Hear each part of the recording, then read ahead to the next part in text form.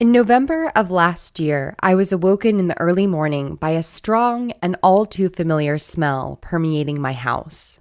It was metallic, burnt, and acrid, with a hint of rotten egg, the smell of something you'd expect to come from the end of a tailpipe.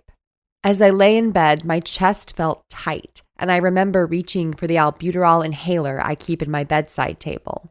2 quick puffs delivered medication to my constricted lungs, and over the course of a few minutes, I was able to take deep breaths again. As the day wore on, however, I began to experience more misery. My allergies, typically well controlled by a daily dose of antihistamines, were off the charts bad. My nose was running nonstop, my eyes itched uncontrollably, I had a pounding headache from sinus pressure, and I couldn't stop sneezing. I was so miserable, in fact, I decided to record a short video to document what was happening to me. So it's Friday, November 13th, and I just got off a Zoom call where I had to shut off my camera between 15 and 20 times and mute myself while I sneezed because my allergies are so bad today, some of the worst that I've experienced over the past 6 months, I would say. The air quality has been absolutely abominable this week. You can smell it in the house, you can sense it, at least I can, the moment I wake up. I smell the telltale sulfur filtering in through my windows, even though I have a air purifier running 24/7.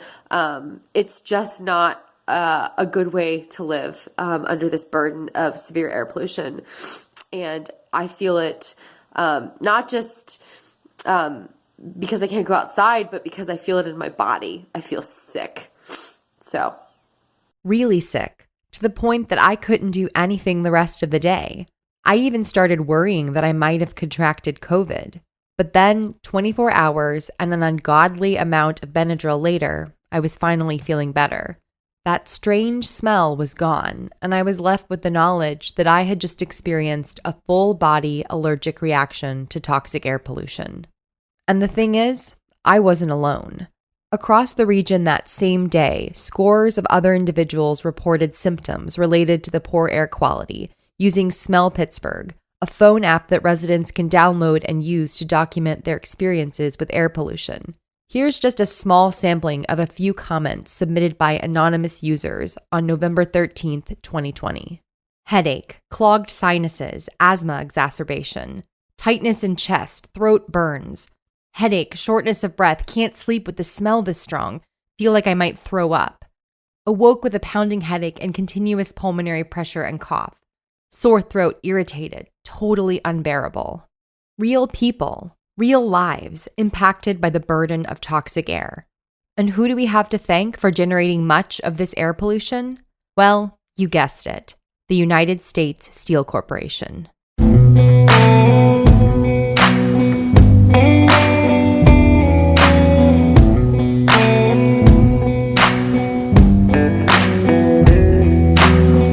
You're listening to Extraction, the story of U.S. Steel's insatiable demand for human and natural resources, and the people and places that supplied them. I'm your host, Chie Togami, and this is part 3 of 3, Air.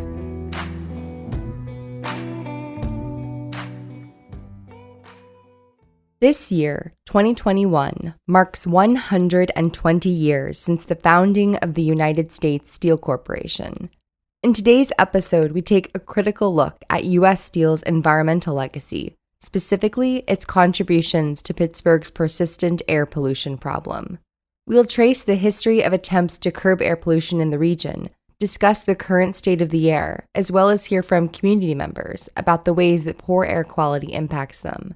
Finally, we'll connect the dots between this local struggle for clean air, larger global trends in air pollution, and the looming specter of global climate change. It's a lot to cover, but I hope you'll stick with me. Thanks for tuning in.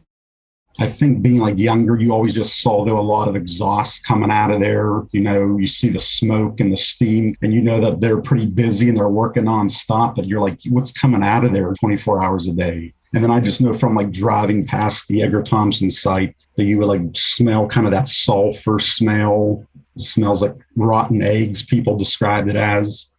The voice you just heard belongs to a man named Steve Liptak Jr., a lifelong resident of North Braddock, Pennsylvania. For those not familiar with the region, North Braddock is a small town just outside of Pittsburgh, located in an area rich with history dating back to before the Revolutionary War. It is also the site of U.S. Steel's Edgar Thomson Mill, Andrew Carnegie's first steel mill, which took several years to build but was completed in 1875. Today, Edgar Thomson is one of 3 remaining facilities in the region owned and operated by the United States Steel Corporation. For Steve, whose family has lived in the area for generations, the mill has been a constant fixture and almost taken for granted part of the local landscape. Yeah, I always just looked at it as, it was kind of, I guess, a place where people went to go to work because it was nearby. It paid well. People were loyal to it, I think, because they know the generations before them were supported by it. That's the way I always seen it as. It's something that was there. It's like a reliable industry. A lot of people talk proud of it. They say this is what built America. So you do sometimes get the smell of pollution and things. But it's like people kind of just overlook that, they said it put food and bread on the table. In more recent years, however, Steve and others across the region have become increasingly concerned about the noxious smells spewing from the mill. People say they have air monitors that are showing it could be bad even for an hour, and they say you're outside working. So sometimes I think I have concerns with it, like, are your lungs being damaged, your health, at risk because of this over time. So I would say, overall, do you let it keep you up at night? I would say no, but you do, when you sit down and think about it, think, hey, has this had any effect on me over time? And then add to that the potential environmental risks posed by fracking. Just a few months ago, in April of 2021, U.S. Steel announced that it was officially abandoning a proposal to lease part of the Edgar Thomson property to a gas company. For Edith Abeda, a local artist who lives in North Braddock, the threat of fracking in her community made her more aware of the air quality issue and also led her to co-found a grassroots organization comprised of residents, North Braddock Residents for Our Future, a group that successfully took on U.S. Steel and Marion Oil and Gas in order to stop plans to frack at the mill site.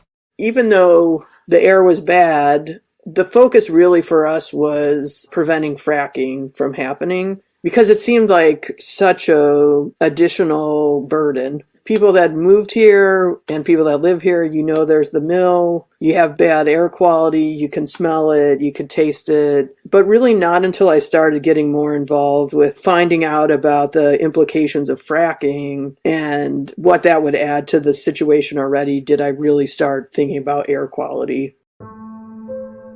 But in this small, close-knit community, where nearly everyone is related to someone who has worked for U.S. Steel or who works in an occupation adjacent to the mill, perceived criticism or opposition to the company, including its environmental record, is often met with skepticism, pushback, and denial, especially when it comes to the topic of air pollution today. But I know some family members that say, well, hey, our generation before us, a lot of them lived to be maybe 90, and they lived in the area. So they try to say, well, if people in this area can live to be 90, I don't think it's that bad. They try to tell me well, there's nothing to worry about, This is a common line of reasoning that I've heard several times in my conversations with locals about air quality. And then there's the other predictable comment that involves a comparison and reference to the region's past. Because they say, well, you should have lived here 40 years ago before I was born. People do justify because they're comparing the past to now. So, in other words, it's better than it used to be. But what is better, and how bad was it before? These are 2 questions that have motivated much of my inquiry, and they're both important when it comes to understanding the current state of the air in and around Pittsburgh, and the ways in which U.S. Steel is implicated in this problem. Let's start with an overview of the history of attempts to regulate air quality in this region.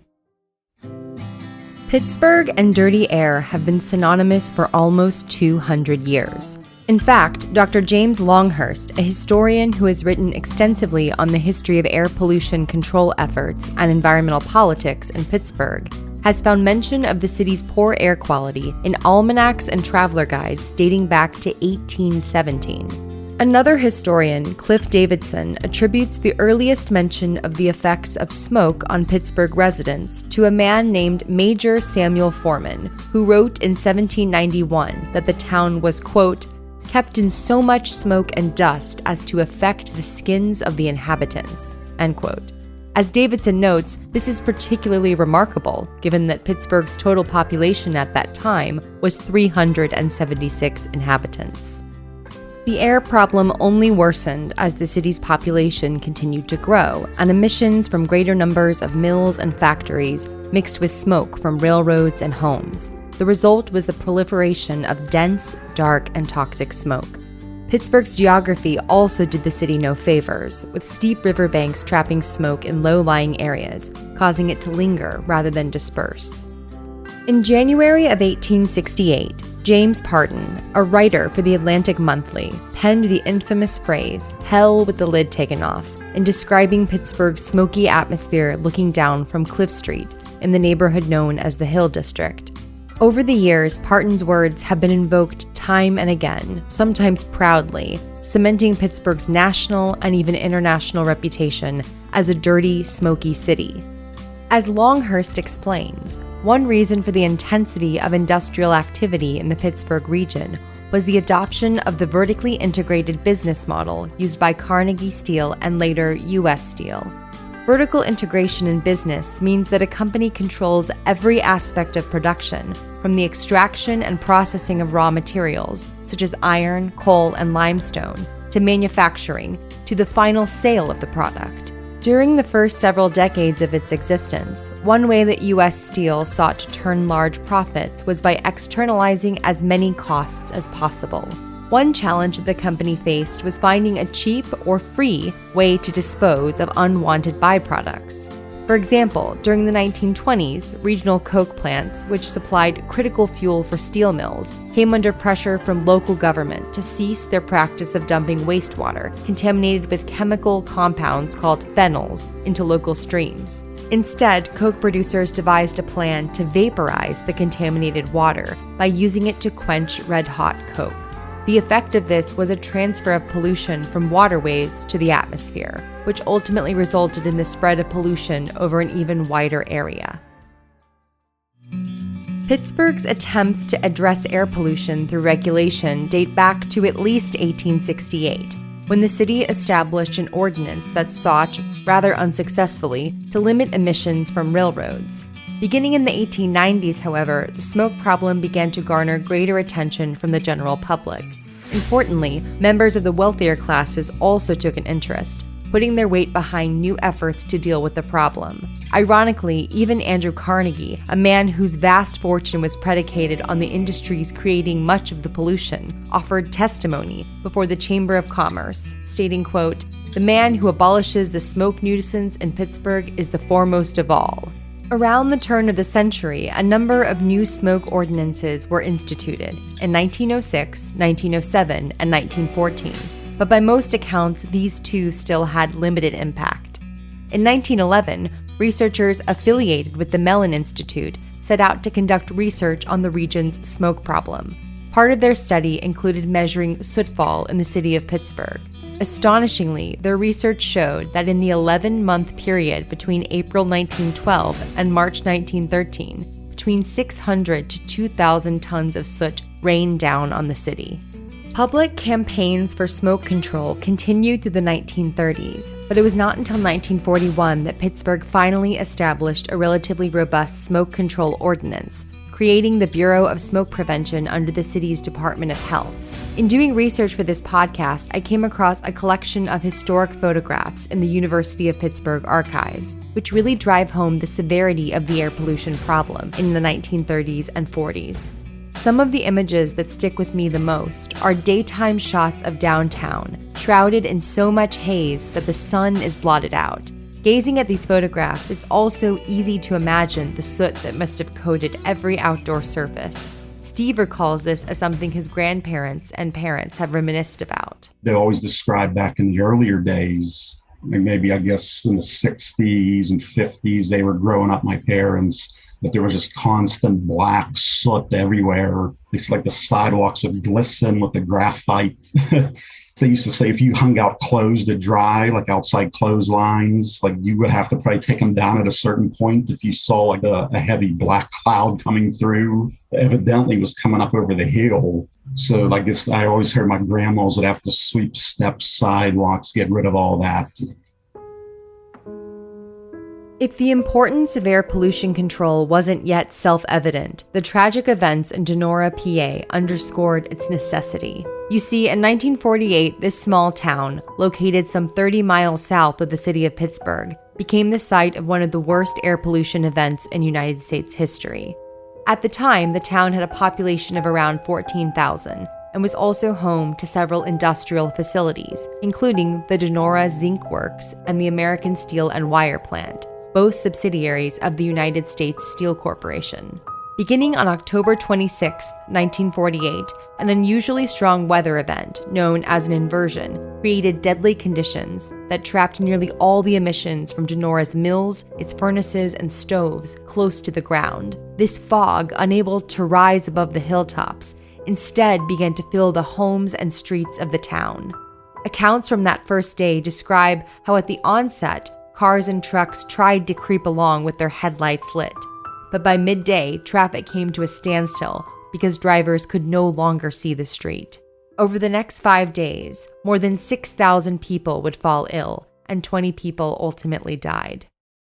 Today, many people consider the Donora smog to be a critical event, if not a turning point, in the fight to bring attention to the importance of air pollution regulation. Locally, public outcry in response to the 1948 disaster led to the passage of an additional 1949 ordinance that applied to the portions of Allegheny County outside of the city of Pittsburgh. In 1957, the Allegheny County Health Department was created, and city and county efforts towards air pollution control were finally brought under one entity. At the state level, the Pennsylvania Department of Environmental Regulation, now known as the Department of Environmental Protection, was founded in 1963.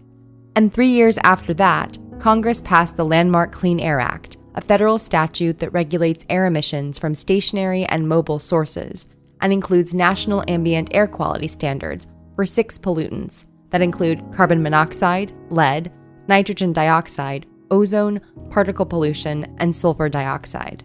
In 1970, the Federal Environmental Protection Agency, also known as the EPA, was created and became responsible for implementing the Clean Air Act through rulemaking and standard setting for air quality. Today, the EPA provides funding to states and local programs and is responsible for creating and disseminating the technology for monitoring pollution. In conjunction with this, states and local programs are responsible for measuring air quality, regulating, enforcing, issuing permits to pollution sources, implementing federal rules, and developing plans to track emissions to make sure that air quality standards are being met. And that brings us to the present day. In theory, all these pieces of a broader regulatory framework should work together to remedy the air pollution problem. And yet, Pittsburgh's air, albeit better than it used to be, continues to make people sick. Jermaine Gooden Patterson, a community health worker who lives just outside the city of Pittsburgh in Clairton, Pennsylvania, is one of those individuals. In October 2020, Jermaine's letter to the editor, titled Clean Air, was published in the Pittsburgh Post-Gazette. In this letter, she discusses how transitioning to living full-time in Clairton resulted in her developing new health problems due to exposure to pollution emitted from U.S. Steel's Clairton Coke Works, a facility located less than a mile from her home. During an interview with her this past March, I asked her if she thought that the air quality impacted her daily life. This was her response. Well, it does because all this is congested constantly. Like I take an allergy supplement now, but on days like today where I would love to go outside in the back and exercise, I decided against it because there was one particular day in November when we had really nice days and I decided to go outside and exercise, but I had to go back in because my heart started palpitating and I know it was, related to the air for sure. Recently, as part of another project, I've spent hours reading through the database of thousands of comments submitted to the Smell Pittsburgh app since its launch in 2016. And what I can tell you is that Jermaine's experience of feeling ill after engaging in outdoor activities is all too common. And frankly, it isn't surprising, given that the Pittsburgh region continues to have some of the worst air quality in the nation. Since the year 2000, the American Lung Association has issued an annual State of the Air report assessing air quality in metropolitan areas across the country. In April of this year, 2021, the annual report found that the Pittsburgh metropolitan area ranked 9th worst in the nation for annual particle pollution. Allegheny County, which includes the city of Pittsburgh and a number of other small cities, boroughs, and townships, also received a failing grade in all 3 categories for high ozone days, year-round, and short-term particle pollution. And that's just this year. Even with incremental improvements over time, Allegheny County has consistently received straight Fs in each category since the American Lung Association began issuing the annual reports over 2 decades ago. As a side note for people not familiar with all this terminology, ground-level ozone is one of the main ingredients of smog and is created by chemical reactions between pollutants that happen in the presence of sunlight. Fine particle pollution, also called PM2.5, is air pollution comprised of minute particles or droplets, the length of 2.5 microns or smaller. And when I say tiny, I mean so small that several thousand of these particles could fit on a period at the end of a typed sentence. The main reason that small pollution particles are so hazardous is because they are easily inhaled, capable of traveling deep into a person's respiratory tract. Exposure to fine particulate matter has been linked to a multitude of health conditions, including asthma, heart attacks, strokes, reproductive issues, dementia, and cancer. And these negative health impacts show up in regional public health data.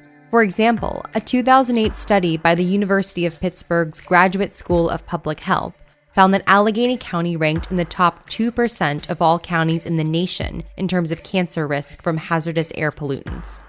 Tony Buba, a well-known local filmmaker who grew up in Braddock, blocks from the Edgar Thompson Mill, had this to say about his family's experience with chronic illness. You mentioned about the air quality. I mean, my brother died of lung cancer a couple of years ago. He's younger than me. He barely smoked. My cousin Lucy, she got a similar type of lung cancer. She never smoked. And my cousin Josephine, Lucy's sister, got cancer. My mother had cancer. Is these just coincidence, environmental? But there were so many other pollutants at that time when we were growing up. And now, then now people say how much cleaner it is. The particulates might look cleaner, but then, the dirt was so thick, you just, your nose would just be clogged up all the time. And now it's so fine, it just gets through those nostril hairs. And I think it's might even worse than in many ways than it was when we were kids. And then there's Mike Stout, who we heard from in the previous episode, who also has many friends and family with illnesses that he believes are connected to environmental pollution emitted from the steel mills as well as the fracking industry.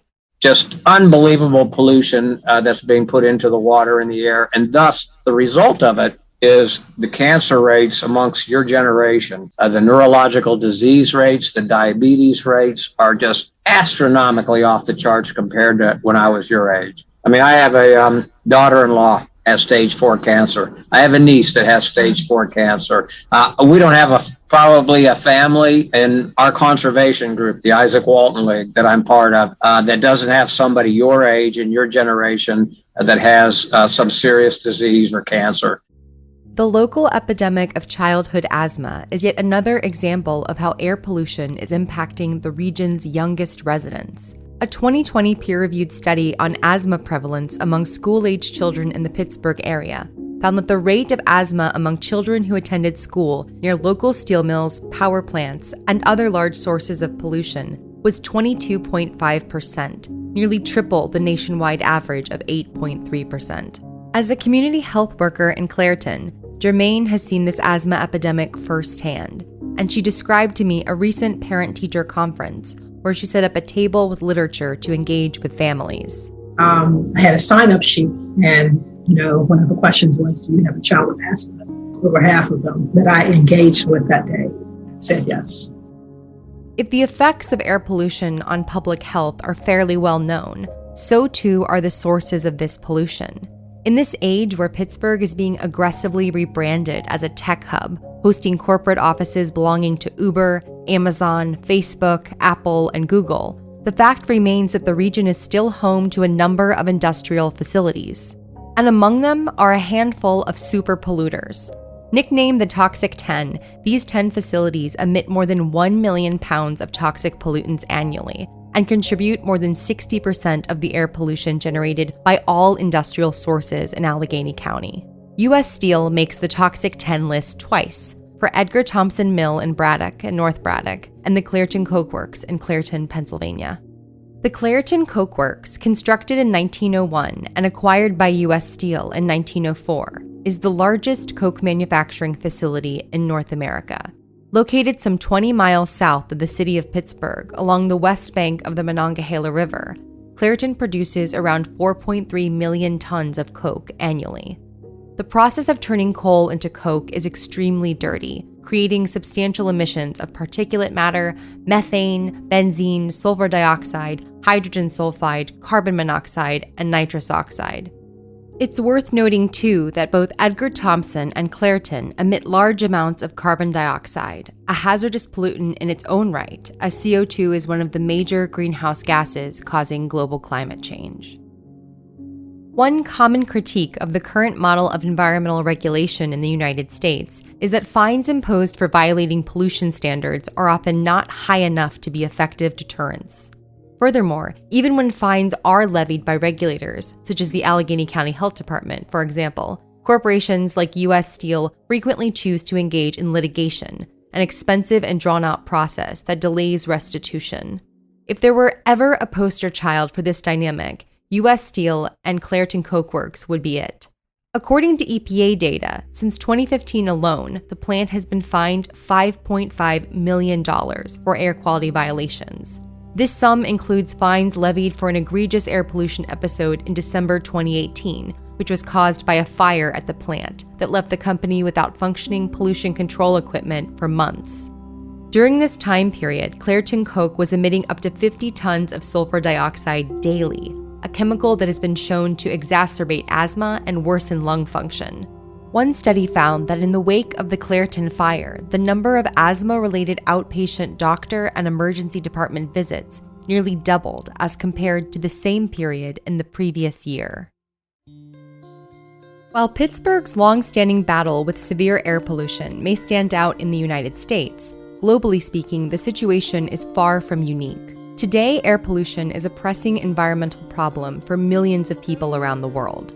The World Health Organization estimates that approximately 92% of the global population lives in areas with unsafe air. And just this past week, in fact, the WHO released new, stricter guidance which halved their previous recommendations for daily and annual exposure to fine particulate pollution. This comes on the heels of lots of research showing that there's actually no safe level of air pollution, which currently causes at least 7 million premature deaths annually.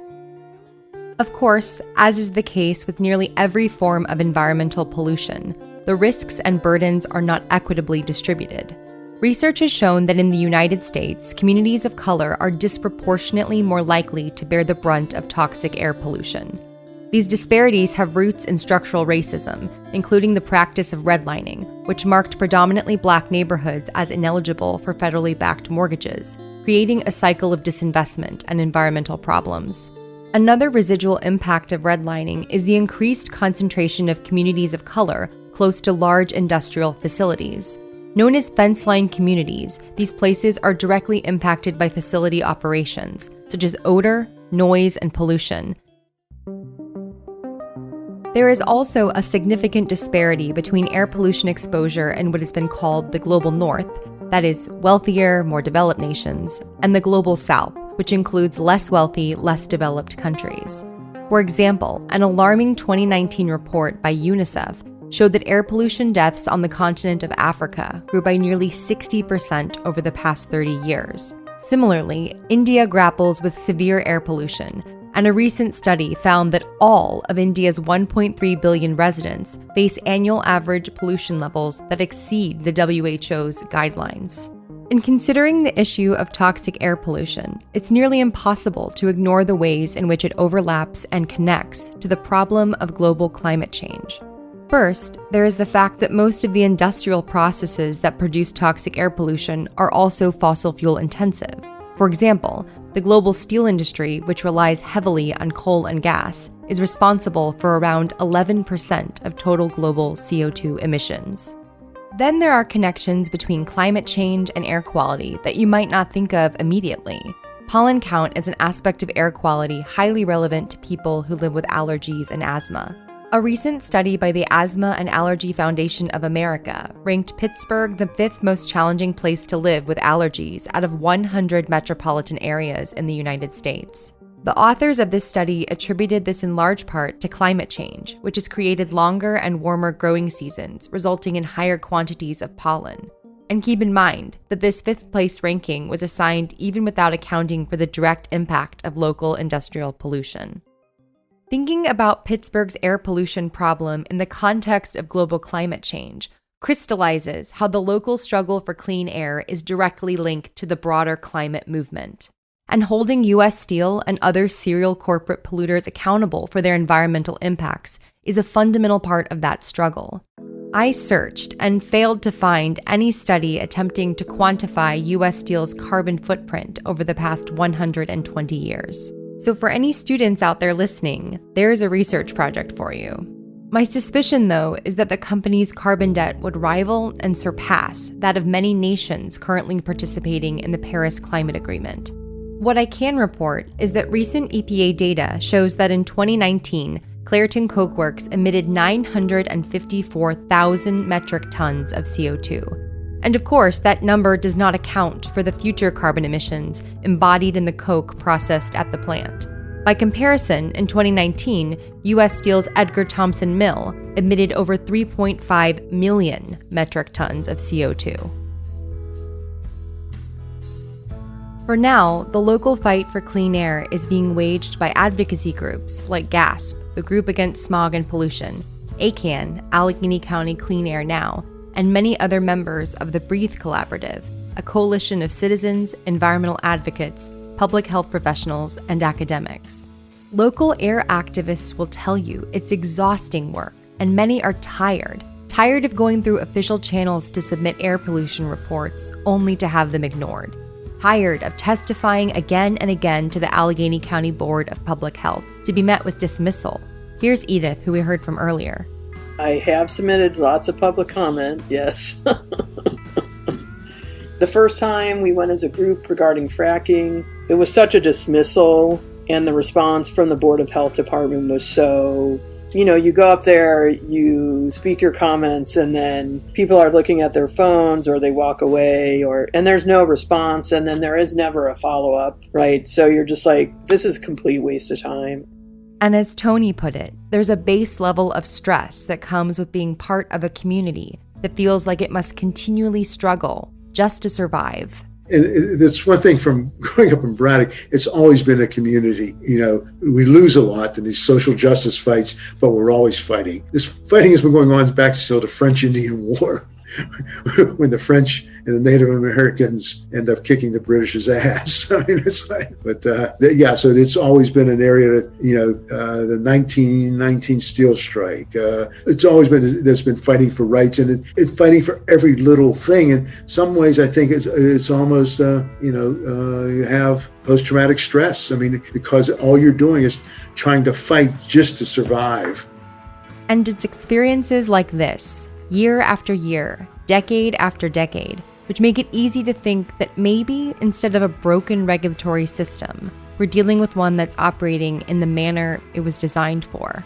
Yeah, I mean, there's a part of me who's just like, I understand the reason to engage with these kind of like mainstream processes, but I'm also sort of feel like, I kind of come from a very DIY sort of ethic where it's like, okay, like, certainly, I've been only at this for 6 years or 7 or whatever it's been, and other people here have been at it for decades. Like, at what point do you reject this as a route, right? Thinking about ideas of mutual aid and things like that, like, and create some sort of parallel system.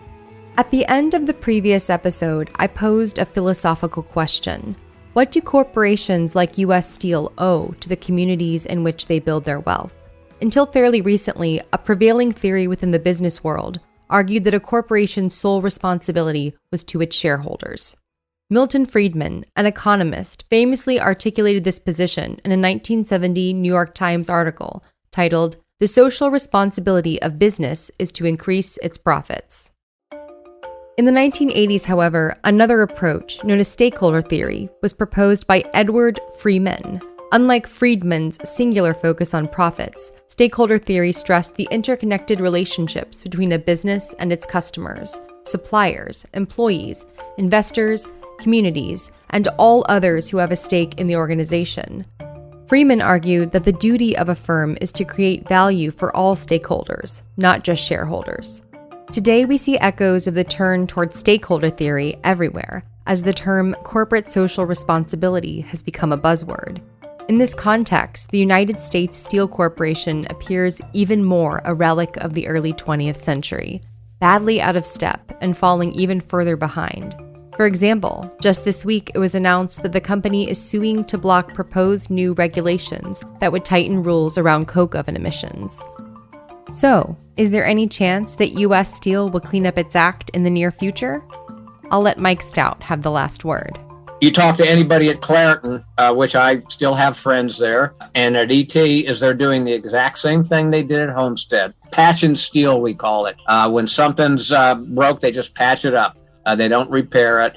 They're not doing anything to modernize those mills. They're going to run them into the ground just like they did Homestead. And when the economic opportunity or crisis presents itself, they're going to shut them down. And then they're going to turn around and blame the environmentalists and blame the workers and whoever else. Same things going on today as went on back then. They're no different. A tiger does not change its stripes.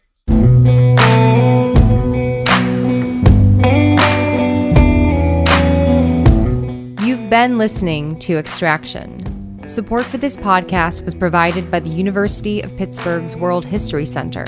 Also, I want to say a big thank you to GASP, the group against smog and pollution, who has generously agreed to host these episodes on their web platform. Please note that the research and opinions expressed here are my own, and those of the people I interviewed, and do not necessarily reflect the official position of any organization or entity. Thanks for listening.